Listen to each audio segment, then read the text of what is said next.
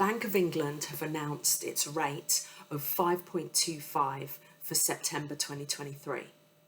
This is the first time it's held its rate for the last 15 meetings. The last 14 meetings, there's been a slight rise.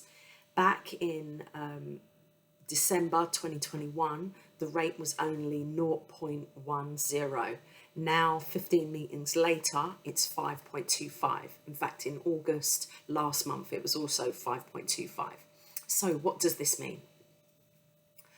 Because they've had a vote and they've looked at the inflation and they've decided as the inflation has decreased, they're going to hold the rate. Now, the vote was very tight. Out of the 9 members, 5 voted to hold the Bank of England rate and 4 voted to increase it, which obviously would have proved the market right, because 80% of the market was saying that it will be rising to 5.50.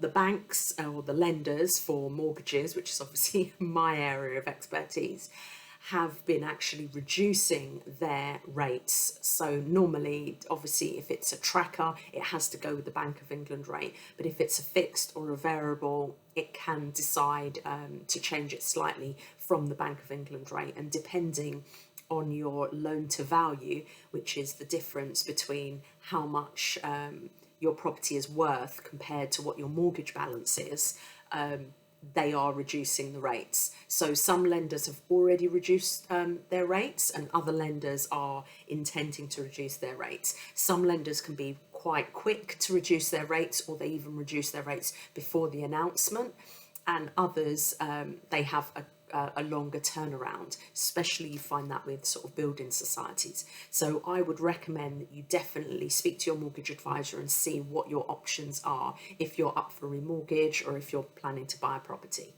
If you want any more key information like this from me, please feel free to subscribe, and then you'll know when I'm sending out new videos. Please like the video, so then if you've liked the information and you find it useful, and then what you can do, it will go out to more people and they will be able to get that information as well. Please feel free to put in a comment. You can put in a comment and ask me more questions, or tell me of other areas and topics that you'd like to talk about.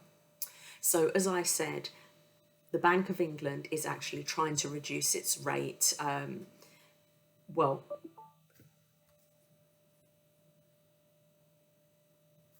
The Bank of England has held its rate because it's trying to reduce inflation.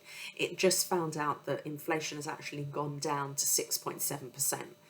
At the beginning of the year, it was actually at 10%, and their target is for it to go down to 2%. So it really is a balancing act. They obviously don't want to increase the Bank of England rate too high, because everybody is just suffering with the cost of living crisis, and everybody's mortgages have gone up from those who did a mortgage a couple of years ago and it was only 1 or 2%, and now obviously it's increasing, and that has obviously affected a lot of people. But then on the other hand, they feel that if they don't increase the interest rate, and that's why they've done it 14 consecutive times, then more people are going to spend. There'll be too much money in the economy. If there's high levels of spending, obviously that increases inflation. So they're trying to sort of balance it, and the Bank of England rate obviously does affect mortgages quite heavily, and inflation affects spending across the board. So bear that in mind, and if you'd like any more information, or you have any more questions, as I said, please put a comment in the chat, and I'll be more than willing to help you. I would advise everybody who needs to remortgage to do it 6 months before you need to, because you can always lock in a rate, and then if closer to the time interest rates drop a lot more than what you booked it in for, you know you're getting a better rate or a better deal, then you can obviously change it at that time. But yeah, I'd give yourself at least 6 months to sort of get that all organised. Now, if you've got any other questions, or there's anything that you're unsure about when it comes to the Bank of England rate and how it affects mortgages, or the Bank of England rate and how it affects inflation, please feel free to put a comment and ask a question.